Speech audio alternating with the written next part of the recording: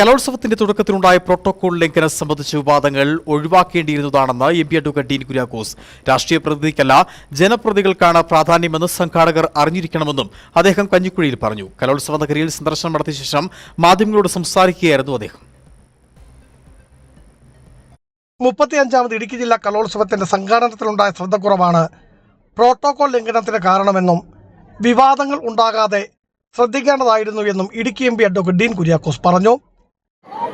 എന്ത് തന്നെയാണെങ്കിലും അത്തരത്തിലുള്ള ഒരു ചോദ്യവും പറച്ചിലും മറ്റു കാര്യങ്ങളൊക്കെ ഉണ്ടായി എന്നുള്ളത് ഞാൻ മനസ്സിലാക്കുന്നു. അതൊക്കെ ഒഴിവാക്കപ്പെടേണ്ടതായിരുന്നു. ഇത് ഞാൻ പറഞ്ഞല്ലോ, എല്ലാവരും ഒരുമിച്ച് നിന്നുകൊണ്ട് എല്ലാവരുടെയും ഒരു പ്രാതിനിധ്യം ഉറപ്പാക്കിക്കൊണ്ട് എല്ലാവരെയും സഹകരിപ്പിച്ചുകൊണ്ട് തന്നെ മുന്നോട്ട് പോയിട്ടുള്ള ഒരു കാര്യമാണ്.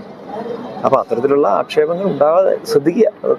രാഷ്ട്രീയ നേതാവല്ല, ജനപ്രതിനിധികൾക്കാണ് അധികാരമെന്നും കോഴ വിവാദത്തിൽ കർശന നടപടി ഉണ്ടാകണമെന്നും അദ്ദേഹം കഞ്ഞിക്കുഴിയിൽ പ്രതികരിച്ചു. ഒരു ആരോപണം ഉയർന്നു വരാൻ പാടില്ലാത്തതാണ്. അപ്പം അത് മേലിൽ ഉണ്ടാവാതിരിക്കാനോ ഇനി അല്ലെങ്കിൽ അങ്ങനെ ഏതെങ്കിലും തരത്തിൽ ഉണ്ടായിട്ടുണ്ടോ, ഇനി ഉണ്ടാകാത്തത് അനാവശ്യമായ പ്രചരണമാണോ എന്നൊക്കെയുള്ളത് തെളിയിക്കപ്പെടട്ടെ, അതിലേക്ക് വരട്ടെ. ഏതായാലും നമ്മൾ ഒരു വിവാദത്തിലേക്ക് ഞാൻ കടക്കുന്നില്ല. കോഴ വിവാദത്തിൽ SFIയുടെ രാഷ്ട്രീയ ആരോപണം അംഗീകരിക്കുവാൻ കഴിയില്ലെന്നും എം.പി. കൂട്ടിച്ചേർത്തു. ലാൽജി പ്ലാത്തോട്ടത്തിനൊപ്പം ബിജു വൈശംപറമ്പൻ, ഇടുക്കി വിഷൻ ന്യൂസ്.